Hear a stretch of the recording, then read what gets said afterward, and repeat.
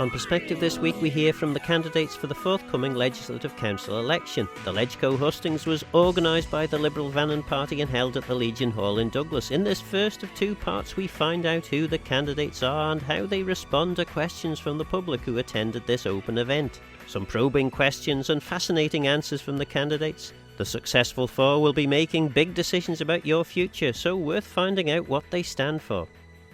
There were 10 candidates at the hustings, with David Prichter unable to attend due to a prior engagement. Liberal Vannin's Paul Wetherill asked the first question. I'm asking each of the candidates in turn to introduce themselves and also to say what is the most important attribute that they feel they have as to why they should become a member of the Legislative Council. And we're going to start with Dawn. Thank you. My name's Dawn Kinnish. I feel that the most important attribute that I can bring to this role is, as a scrutiny role, is to look through legislation with an equality lens, and that means looking at legislation through the eyes of different perspectives. I have a legislative background as well as a teaching background, but with a particular focus on equality is my skill set, which I feel would be relevant to the role. Good evening, everyone. I'm Brian Brumby. I'm from Ballyclingham Farm, or you probably know me better through Silly Moose Campsite if you've ever been in the north of the island. So I've been on the island 25 years. The island's been good to me, and I'm at a stage now where I'm freeing up time and I can put something back into the island. And this is my route. I've always been interested in politics of the Manx Farmers Union, and what I bring to this is broadening the church of the Legislative Council. I've been self-employed for the last 25 years, small businesses, business expansion. So I'm an ideas person, a problem solver. I come with a history of hard work, long hours, delivering on time and in budget. I've also championed green energy and been instrumental in bringing policies through on environment. Hi everybody, my name is Marie Birtles. I've lived on the island now for almost 20 years. And in that time I've had quite a diverse background, working in finance sector, healthcare, and most recently the last 10 years within housing. I work at grass levels, as I put it, root levels, with people that are in crisis every day. That can be any sort of crisis, housing crisis, financial crisis, addictions. So I'm aware, I've got a good awareness of people's struggles out there. I'm very analytical in my approach. I'm able to break things down, do things systematically, and I've got a really good eye for detail. I'm not an high-flying academic, but I am a hard worker. And once I get stuck into something, I see it through to the end. Good evening, everyone. My name is Kiri Jenkins. I was born in Custane, one of the oldest Manx families who can trace their ancestry back to the Vikings. I've spent much of my working life in the finance world, travelling with various roles and working for a time overseas. And I believe that the 5 principles of corporate governance, responsibility, accountability, awareness, impartiality and transparency are in common with the principles that apply to the role of MLC. I'm equipped with the attributes to carry out effective research, analysis and scrutiny, and believe I can make a strong contribution. I've taken a keen interest and engaged in Manx politics for a number of years, and I've used my fiduciary skills to support various boards across different industries, including the Agricultural Marketing Society, and was fundamental in establishing the Rural Support Group at the beginning of the pandemic to ensure that the sector had adequate contingency plans in place. I am trustee of a UK charity that played a lead role in highlighting the global problems of single-use plastics. I was elected to the board of Arbury and Russian Parish Commissioners and worked collegiately with the team developing strong links to community, local charities and businesses. I was instrumental in forensically examining the financial status of the Southern Swimming Pool, highlighting difficulties and working with government to find solutions in a constructive way. Hopefully this evening will give you an insight into why I believe I possess the right skills to be an MLC. Good evening, I'm Connor Keenan. I'm a teacher at Ramsey Grammar School at the moment. I was previously president of the National Education Union for the Isle of Man branch also. I feel I would bring a diversity to Legislative Council. I feel I would, from the demographic profile that I'm in, I feel I can consider legislation from a unique perspective. As mentioned, I'm just a main scale classroom teacher. I'm not from a senior position at all, not from a financial background, not from a judicial background or anything like that. So I'm a very sort of from a non-traditional background, if you like, for what's previously been in Legislative Council. As I say, my work certainly with the National Education Union has given me an opportunity to scrutinise and contribute towards a variety of educational legislation, and provided me with a skill set which I feel like I could utilise across LegCo if successful. Thank you. I'm Diane Kelsey, currently a member of LegCo. I'm very grateful for the opportunity to speak tonight, answer questions and listen to what people have got to say. At the time of my election in November 2021, I made much of my ability to be a good legislator from day one, given my previous experiences. My probation period of the last 15 months has not disappointed. It's been hard and challenging work, but immensely fulfilling. The key role of an MLC is to scrutinise bills as they progress through to become acts of Tynwald. Our aim is to improve them where it's needed, and ultimately to ensure clarity and fairness, because these are the rules that are going to govern the way we live. Although there's not been as much primary legislation as I had hoped for or expected, we've seen swathes of secondary legislation and regulations, together with government plans, Tynwald Committee reports, and I have read everything and I've questioned where I've needed to. I've challenged, I've inputted where required, and I've worked collegiately with colleagues across both chambers to ensure good results. In addition, since early in my term, I've accepted additional responsibilities when asked, and I've really enjoyed all the aspects of being a member of Tynwald. Thank you. Good evening, Faster Mai. I'm Paul Crane. I've been on Legislative Council for the last 15 months and I'm up for re-election now. Born in the Isle of Man, lived here for all but 5 years of my life when I was teaching on Merseyside. I first entered the House of Keys to sit in as a sixth former way back in 1972 for the usury bill. So I've had an interest in Manx political affairs for a very, very long time. Born and brought up in the Isle of Man, and having lived here most of my life, I'm very aware of the background of the Isle of Man. I remember the years that were difficult. I can remember years of boom, years when indeed the boom was so great the economy was overheating. I can remember highs and lows. And the night that Summerland went on fire, I was stood outside the building and could hear the heat from it when working on the horse tram. So I have an understanding of the Isle of Man. As a young graduate, I was given an opportunity to study the Isle of Man's population, which I did for a period of 3 years. And that's been a long-standing research interest. I produced the Isle of Man Population Atlas just in 2016. My career was mainly in education. I was an assistant head at Castle Rushen. I was the island's senior secondary education advisor, advising governing bodies on school reviews and national strategy and so on. Good evening, everybody. My name is Gary Cluett. I'm basically a mostly retired investor and entrepreneur. What I bring to the position is 50 years of global business experience, political and legislative legal experience. I understand and have experience in mitigating and taking risks. Something small entities, whether it's organizations, countries, or businesses, have to take to survive. Risk aversion ultimately leads to decline. I have extensive experience in scrutiny and oversight of people, projects, policies, and finances. I embrace change. I'm from a technology background where if you don't, it's change or die. But I do not like change for change's sake. There has to be a positive outcome for all change.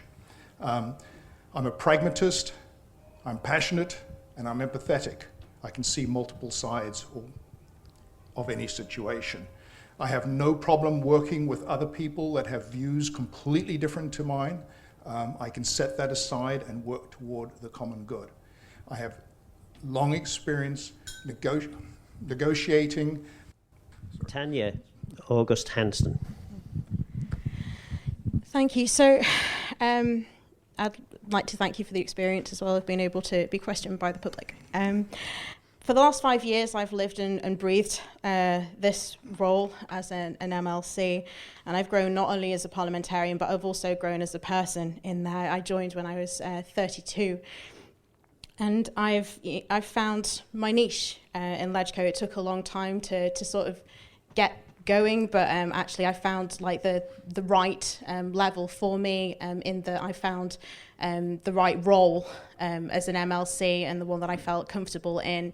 I started work in the Department of Home Affairs, working on legislation such as the Domestic Abuse Act, sex offences legislation, justice reform legislation, working with civil servants, working with other MHKs to try and bring them out of departments into the branches, and then sort of seeing them through off to the MOJ. In this administration, I've been working in the Department of Health and Social Care and also working in the Department of Environment, Food and Agriculture with their legislation, bringing their legislation out of the departments, working with MHKs on firming up the policy that is very much within their remit to do, as opposed to mine in my own personal view and opinion of my role. And I have really, really enjoyed that work. And things like the animal welfare bill, which is currently working its way through. I've also worked an awful lot on the committees in Parliament as well. I chair the Standing Committee on the Business and Functioning of Legislative Council and the Constitutional, Legal Affairs and Justice Committee. Peter Reid. Thank you. I'm Peter Reid. Thank you for being here today and listening to us. Obviously, this is quite a big change for me in terms of what I have done before, in the fact that I've worked in banking for the last 34 years, and before that I was in the RAF and also was a company buyer. So the interesting thing for me is that actually I've been dealing with legislation all through that career, whether that be running an international bank, as I did for Lloyds, or whether it be as the island director on the island. Obviously, quite a lot of things have changed over the last 15 years since I've been here, and certainly I've been involved not only in supporting legislational changes, but also serving on boards where we have to consider legislation. We also work across many borders, and we've been working jurisdictions all around the world. And it's not just dealing with the Isle of Man legislation, but also legislation in other countries. So what I think I would bring to the party, so to speak, as an MLC, would be my attention to detail and my problem-solving abilities. I've been very used to scrutinising legislation and supporting legislation in the biosphere. I'm on the technical committee there and also served on the legislation committee for the finance board. So I feel that I could add a lot of value in that sense. Well, thank you to the panel. Now it's your turn in the audience to ask questions. So does anyone have a question? Hello, I'm Devin Watson. I work on Douglas Council. MLCs have a significant job in shaping policy, not only through direct access they have to tenant members, but also through their working committees. And as such, you guys have access to and will be shaping a lot of the most important decisions that will be facing the upcoming administration. And many of you will outlast this administration. How will you deal with the housing crisis that is pushing young people off the island and is threatening to cause irreparable damage to both our economy and the future prospects of the demographic balance of the nation? And remember, candidates, you have 60 seconds to provide an answer. And first up is Peter Reid. Thank you. I mean, that's a brilliant question, because I've been involved in supporting the government with the first-time buyers scheme for the past 14, 15 years. And that's been something that I've seen as quite a big success in terms of supporting people that are buying the biggest thing they're going to buy for the first time, and actually creating a part ownership in that, but making it affordable. So that's the first thing. And I think that scheme needs to be extended. It needs to be looked at again, I believe, particularly with the house prices that we've had recently. I do believe that we might see maybe a little correction in the markets. We'll see how things go, but certainly with the rise in interest rates, the concern on a secondary basis is for all the people with mortgages, and that's very important. Next up, it's Dawn Kinnish. I take a view that we have a lot of empty properties on the Isle of Man, and I would like to think that policy could be changed to address that issue. I also think more work could be done around revising government mortgage schemes. I'm not sure that the first-time buyers scheme goes far enough despite recent revisions. And I also think that there should be more help by way of shared equity schemes. Next on the list is Brian Brumby. Yes, it's definite that we need more housing, especially with the government looking to increase the working population by 5,000. So that would only fuel house inflation, and it needs to be slowed down. Otherwise, people are going to leave the island or not bother coming here. Planners have a role to play in this. Where I live, there's a lot of houses being extended and added to and are now out of the price bracket of a family home, which were originally family homes. I think an empty house property tax is needed to get those properties lived in. And then on the public housing sector, the government's got a responsibility to provide appropriate housing, a 3-bed for a family and a 1-bed for a single person, but they haven't got to produce a forever home. Okay, and next it's Marie Birtles. Hi, I think we really need to look at the properties that we've got already. We need to make sure we've got the right people in the right properties. We need to make sure we're building the right type of properties. At the moment, we've got single people living in family homes. All that needs to be reviewed. We also need to look at the mid-term rent and make sure there's more of those properties out there. It's a great scheme and it works, but they just need more properties. I think that should be a real focus going forward, along with reviewing the first-time buyers and also looking at the levels, the income levels and the thresholds to make sure that we can provide accessible quality houses for everybody on the island.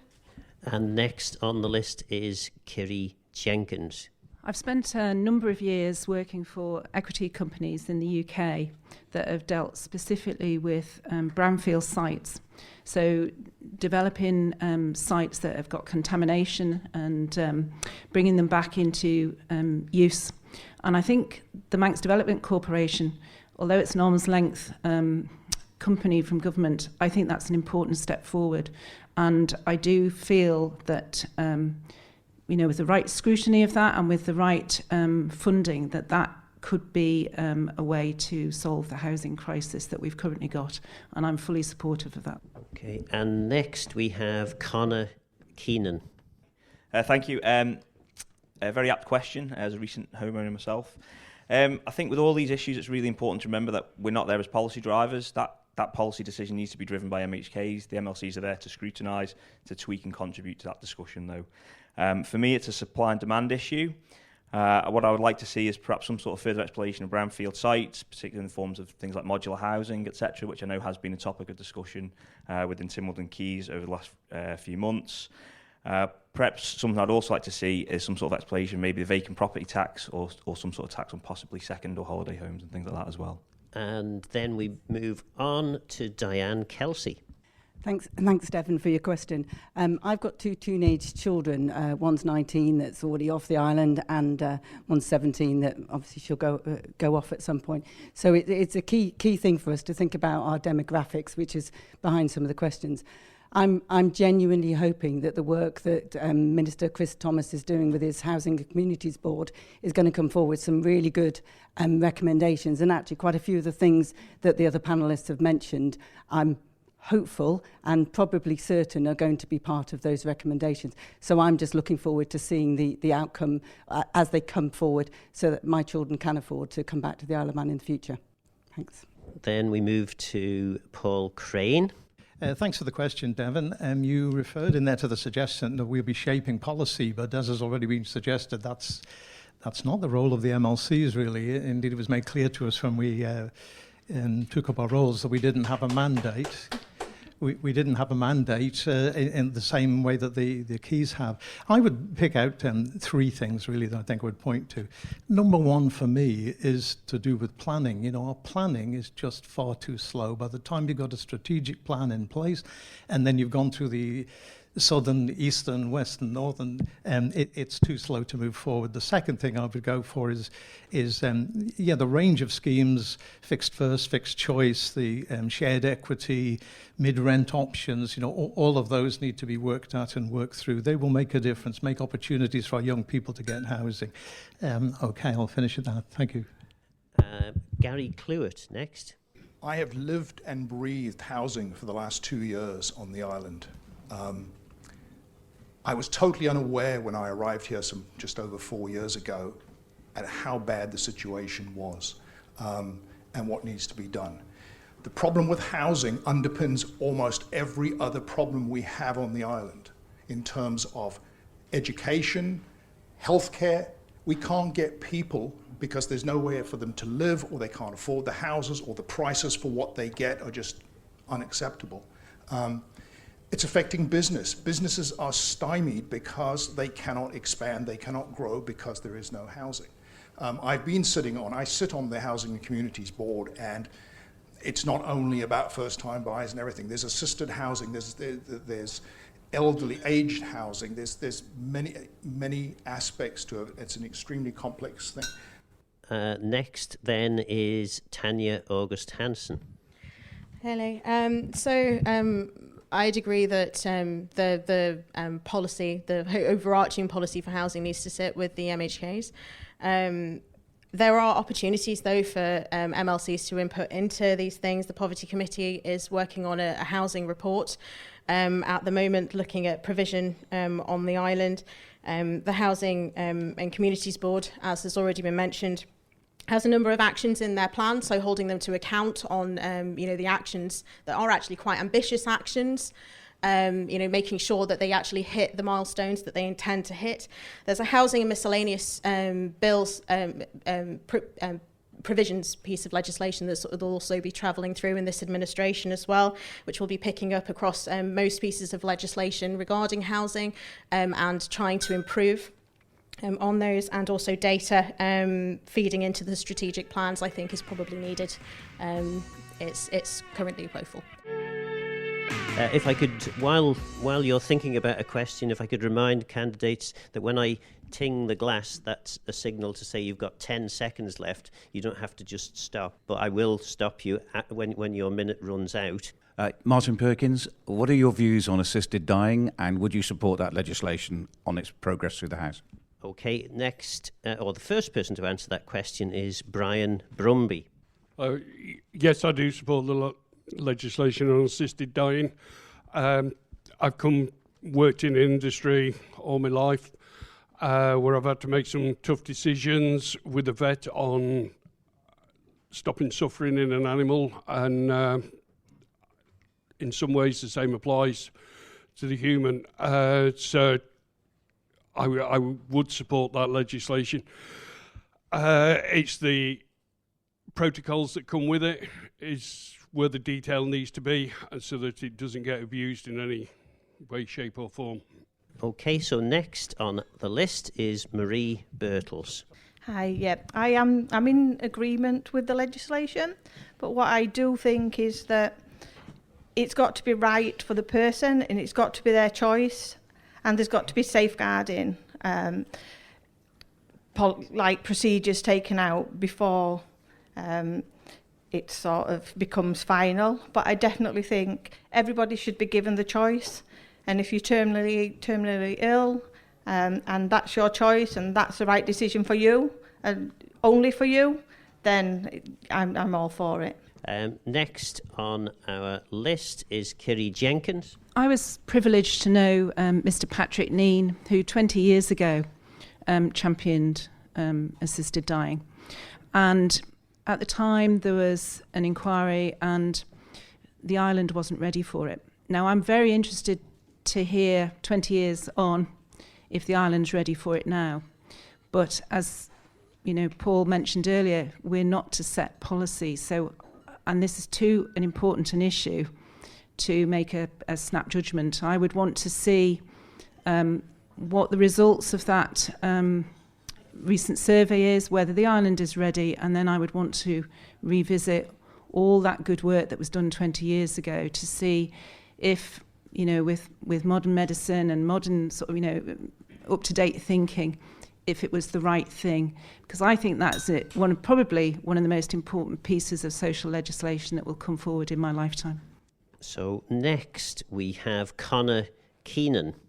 Thank you. I think when this issue is discussed, it's really important to highlight it's assisted dying. It's not euthanasia legislation. I think that's something which really does need to be highlighted. For me personally, I'm similar to some of the other thoughts there previously. I'm just kind of pro-choice on it. I think the safeguards have to be there. I think the legislation does have to be correct. There does have to be certain checks and balances on the legislation. From a personal point of view, I don't think it's legislation that I would actually utilise. But as I say, I'm pro-choice. I wouldn't want that decision to be taken away from anybody who would want to utilise such legislation. Next is Diane Kelsey. Thanks. Well, by my nature, I'm pro-choice, so I would be minded to support. However, it's a private member's bill being brought forward by Dr. Allinson, and I would want to do exactly the role that you'd expect me to do, which is properly scrutinise what comes through, understand the concerns within the keys to see if there's anything that we need to pick up on in LegCo, and actually just do a very good job on the legislation such that the safeguards and everything is in place. So if we say yes and we get royal assent, that it can't be abused in the future. Paul Crane next. Yes, an interesting question. We've not seen the legislation yet, and that's a crucial part of this. Until we see that, and from the consultation that's taken place, it's not clear what the parameters might be within that. I think my starting position would be that I'm really uncomfortable that it's going to be possible to get the safeguards in place. So my role in this would be absolutely looking at the safeguards. I followed very carefully the case of the 14-year-old Molly, you may remember, whose inquest found that she'd been put under undue pressure to harm herself by Instagram. So what is the pressure of social media on people? What is the inappropriate pressures put on older people, on disabled people? How do they feel because someone else has taken a particular line? I think we are more interconnected than we imagine, and getting those safeguards right may be extremely difficult. Next is Gary Clewett. Unequivocally, yes, I support the legislation, but with caveats. Fundamentally, I consider it to be an issue of human rights. There can be no greater privilege in life than being able to choose the time, manner, and place of one's death. There are over 20 jurisdictions worldwide that have introduced this in various forms, and in actual fact, the results, and we've seen, are actually quite positive. All the doom and gloom that we'd heard were potentials haven't really happened. However, and I believe Dr. Allinson's intention with the bill is to take it slowly. This is one area we do not want to be pioneers or world leaders in, but there are safeguards and considerations that we have to be very, very careful about. But I think other than that, yes, very much so. It's something we need. Tanya August Hansen.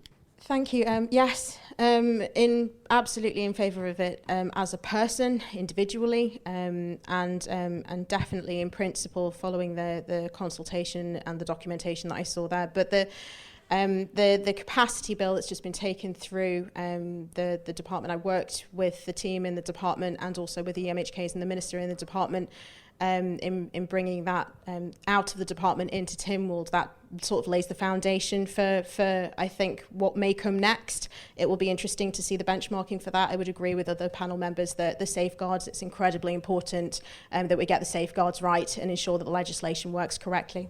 Peter Reid next. Well, having lost my mother when she was fairly young, and also seeing her suffer over quite a long period of time, about 4 months from lung cancer, I would strongly advocate what we're trying to do. And talking to Dr. Allenson, I've been very impressed with the sensitivity that he's dealt with it. I think the only thing that we do have to really be careful about is the communication and how that is communicated, not just in the Isle of Man, but to outside the Isle of Man. Because what we don't want is for it to be all of a sudden jumps on a bandwagon of sensationalism, that we're doing this for the right reasons, for the right moral reasons. So I would advocate it strongly. Finally, on this question, Dawn Kinnish. I, from a personal perspective, would support assisted dying. I believe that it is a choice. I don't agree that it's a human right, because human rights are about right to life. But the public consultation was very supportive, and so my personal stance would be to support it. The British Medical Association, the Royal College of Nursing have taken neutral stances on this. We wouldn't be pioneers in this area because other countries have done this with safeguards. So I think the legislation, following what Tanya said about the capacity bill, which I think has to come first, and that's important, with the appropriate safeguards and checks, is the right legislation for this island in this modern society that we have a pro-choice legislation in this area. Okay, so that's the third question asked. Any other questions? I hope that there'll be a few more. Otherwise, our rather rigorous timing of just 60 seconds may prove rather foolish. Hi there, Andy Corrie. My question is, which piece of primary legislation expected within the next year interests you the most, and why? And probably as a follow-up to that, what particular elements of your skill set equip you to be able to make a difference with that piece of legislation?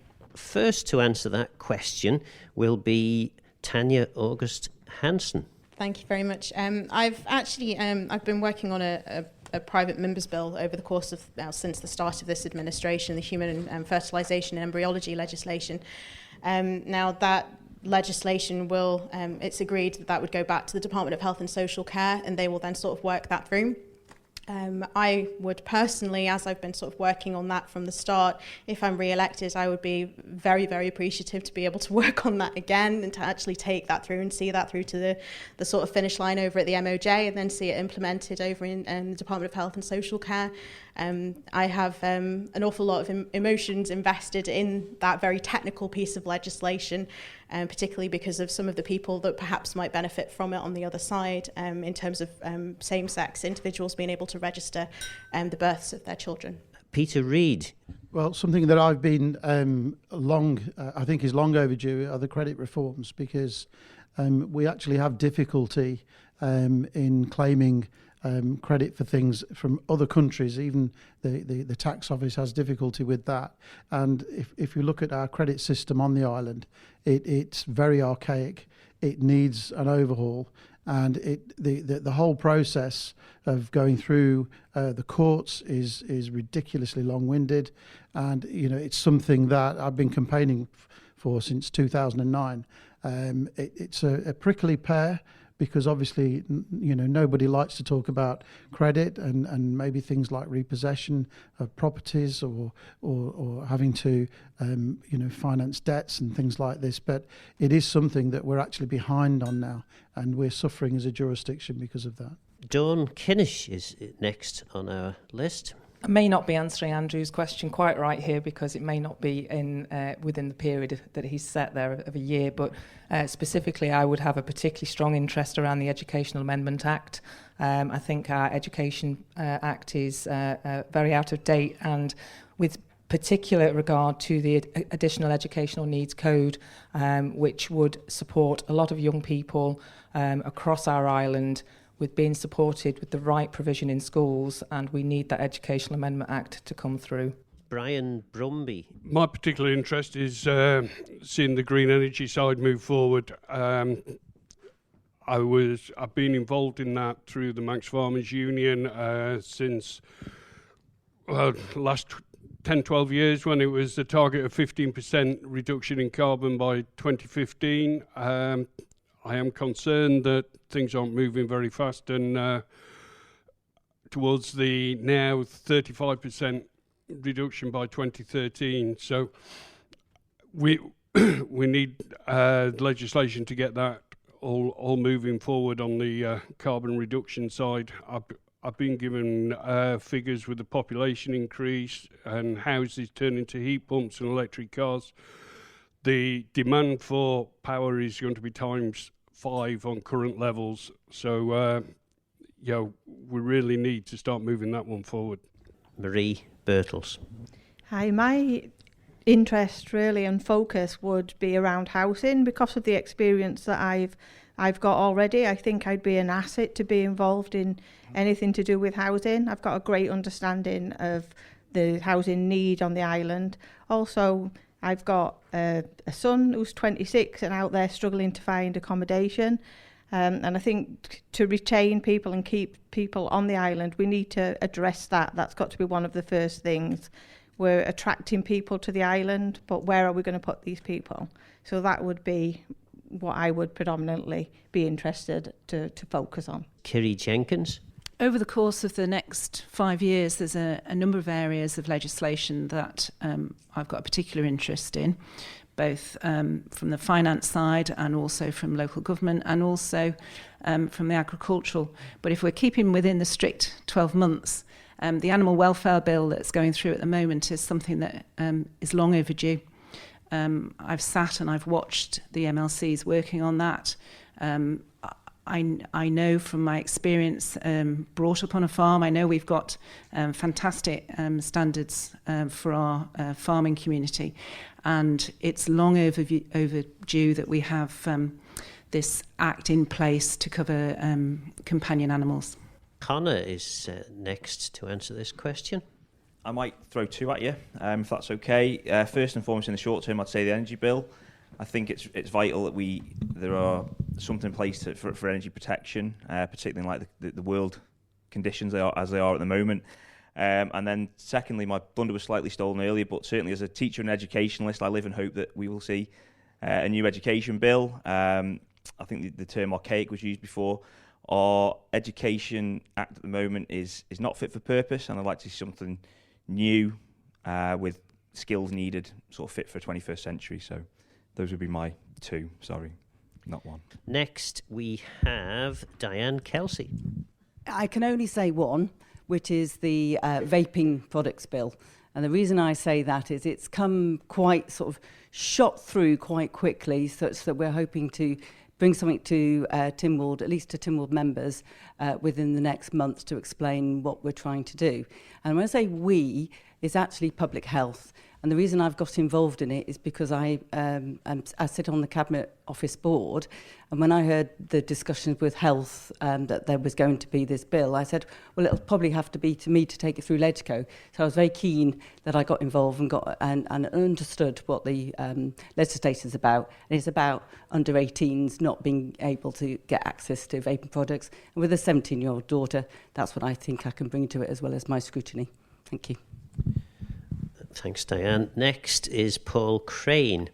Yes, there are two bills that I could have thought about, but I will focus down. But first of all, the Animal Welfare Bill, that went through the clauses stage in Legislative Council about a fortnight ago, and I'm waiting to see how it's finished off in the Keys, because I had 14 amendments in there that were passed unanimously, trying to make sure that people going being complained against were not on the Animal Welfare Register with animal offenders. So that's important. But it has to be the housing legislation that's going through. Just to give you the picture, I've been on the Population Rebalancing Select Committee over the last year. Births in the Isle of Man are now down nearly 43% since 2010. The number of 20 to 24-year-olds leaving the island is up to, between 2016 and 2021, for every 8 leaving, 3 came in. So we're losing, hemorrhaging on 20 to 24-year-olds. And housing is a fundamental factor in that. So getting that on the move will be really important. Thank you. Gary Clewett, of course, is the last to answer this question. Well, I guess it's housing. There's going to be quite a few of us working on it, I hope. But no, as I said, housing is something I'm involved with now. It is the Housing Communities Bill that it's taking too long. It's too slow in my mind. We need to find ways of speeding things up. And the other one that I would like to get involved in would be the assisted dying bill. But housing for me is the number one issue that requires urgent attention.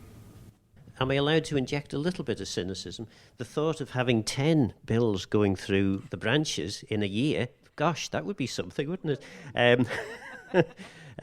Just wait until you get to the final year and then there'll be 20 of them. Next question. Muriel Garland, trade allure. It takes a long time for change to happen on the island. Do you think that's a plus or a minus? What a great question. And the first to answer that question will be Marie Birtles. I think there's both positives and negatives to that. The positives is I would like to think that we'd proper researched the changes, that we've scrutinised the changes, that we've had the changes approved, and we've looked at absolutely everything that we need to, consider everything. I mean, the negatives is if people are wanting change, people get frustrated and impatient if it's not going through as quickly as they'd like it to be. But everything's got to be considered, and sometimes it does take a long time to make sure that you've taken everything into consideration. Next up, Kiri Jenkins. Good question, Muriel. I presume you're talking about the legislation going through. And in some respects, some of the legislation has, in my opinion, whizzed through without proper scrutiny. So I think if I was elected as to an MLC, that I would want to properly see that debated and scrutinised. And I know that the LegCo has not in recent times delayed matters, but I know that they can. And if there's some important legislation that I feel that I need to speak up and say it's going through too quick, I would not be frightened to do that. Conor Keenan, are you a trade allure man? I'd look at it from a perspective MLC hat as well, and I would possibly suggest it's good. Purely just down to the role. I think that the role of Legislative Council is just to put the brakes on things, to do, as I said before, those kind of checks and balances, to make sure that any legislative change is good. And I think that from an MLC perspective, I think just being able to put the brakes on would be good to do that. There's obviously recent experience in terms of the Equality Act when that went through, where LegCo was able to just sort of slow things down to make sure that when the legislation come through finally, it was a really, really solid piece of legislation. So I think specifically from an MLC perspective, I think it's possibly a good trait to be slightly trade allure. Diane Kelsey. It's a really difficult one because as an MLC, we are there to, I wouldn't say slow down, but we are there to scrutinise. And actually, we can do that. We don't have to sit in our chamber to do that. We'll be asking and working with people all the time. So it shouldn't slow things up. But as a broader parliamentarian, actually, sometimes some of the changes, and they're not necessarily legislative changes, just need to happen. And it's just is everyone in consensus? Let's go with this. Now, that doesn't have to be reckless, and we do have to understand the risk we might be taking. So I would genuinely say as a parliamentarian, sometimes we take too long over things, but when it comes to primary legislation, we have to do it properly. But it's not about putting brakes on. Next is Paul Crane. Thank you. I assumed that the question was not necessarily tied to legislation. I hope you're happy for me to continue on that line. I think at this stage in an administration where we're 18 months in, and we've clarified what the island plan is, and we've clarified what the economic strategy is, and we know what it is we're trying to achieve in terms of developing the infrastructure, increasing government income, doubling the economy, and so on, all over the next 10 years. I think the crucial thing now is getting on with it, getting the action done. And when it comes to the long time for change, we can't afford a long time for change, or we'll reach 4 years into the administration with 1 year to run, and we won't have achieved one half of the things we've got to do. So I think the stage we're at in this administration is that we've got to start delivering and having clarity about what it is we're delivering, and much of that is happening across the department. So I think at the moment the pressure's on to get actions to bring about the changes we've decided need to happen. Gary Clewett is next on my list. Things do need to move faster. The And there are ways to do that.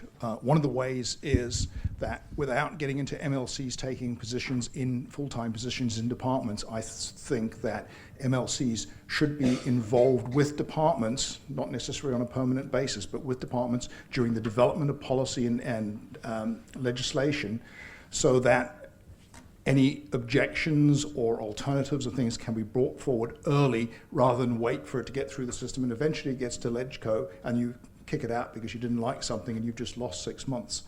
So I think there are ways, without compromising the scrutiny, without compromising the overall integrity of the system, of certainly speeding up the process of legislating. And as Mr. Crane pointed out, we're approaching halfway through the administration. Got to get a move on. Excellent stuff. So then we move down to Tanya August Hansen. Thank you. So I will take it as sort of being a number of different things that you're making suggestions of there. In Legislative Council, over the course of the last 5 years, we've seen sort of quite a lot of change. Legislative Council's only real power is delay. Sometimes that's particularly helpful, say, for example, with the communications legislation that we brought through. There was significant delay to that piece of legislation because at consultation there was a feeling from industry on all sides of industry that were relating to that bill that there needed to be a no political chair. They now have an apolitical member of Tynwald that's on the communications authority. So there is sort of use in trade law at some point. Yes. Peter Reid, are you into trade law? I'm certainly into change, and I don't think we're actually that bad at change. If you look at the island, I think what we have had, though, is a slowdown in legislation that's actually been coming through in the last 12 months, and that does worry me a little bit. So, previously, there was always the point about, well, we don't have enough people to write the legislation, which I faced into quite a bit from the other side of the fence. But I actually think the Isle of Man is good at change. And I think, if you compare us to the other Crown dependencies, we're actually better at change than they are. And you can just have to look at, say, for example, Jersey and the way that they do things. They don't tend to adopt things as quickly as we do in the Isle of Man. If you look at the Moneyval visit that we had as well, we got a very good response to that. So I actually think that we do need to get more legislation through, and that's I think down to getting more resource in there to help. Dawn Kinnish next. Noting the role of Legislative Council, and just putting that aside and answering your question, Muriel, this is going to be a little bit revolutionary, but if we were to apply the public sector equality duty when we, when the government are looking at the development of policy, it means earlier engagement with the people of the Isle of Man. And if you have that earlier engagement instead of having consultation after the bill is drafted, it means that you are more likely to draft your policy and legislation to meet the needs of those people. And just by doing that, changing that process slightly would then speed things up, because you are more likely to produce something that would be more fit for purpose. Obviously, you still need to go through the processes of scrutiny, but I do genuinely believe, and I'm not reinventing the wheel here, there are other jurisdictions that have done this and applying the equality duty properly to be more efficient. The last person to answer this question will be Brian Brumby. Yeah, as a member of the general public, legislation and delivery seems awfully slow. But then when I became involved with the Manx National Farmers Union and talking with DEFA, etc., on the future paths involving agriculture and environment, it becomes obvious why it all seems a bit slow then, because it's got to be good legislation at the end of the day. It's got to be well researched, debated, consulted on, and legislation is the building blocks of our society, and if those building blocks aren't right, the rest doesn't follow on. So, and it's got to work for the people, the common people out there. So I can understand why it seems slow now, but ultimately going forward, I'd like to see it speeded up. Great, thanks for that, Brian. In fact, thanks to all of the panel for the wonderful answers that you've given. That was 10 of the 11 candidates, with just David Prichter unable to attend due to a prior engagement. The second half of the evening will be broadcast next Sunday, and I hope your appetite is whetted to tune in again for that. While you don't get to vote on the candidates, you might want to at least choose your favourites and see how close you are when the vote is taken in the House of Keys on the 14th of March. Let me know your thoughts on the programme by contacting Phil Gorn at manxradio.com, and get in touch if you have any ideas for future shows. Don't forget this programme is available as a podcast on Manx Radio's website. For now though, I'm Phil Gorn, Guramayo, thanks for listening.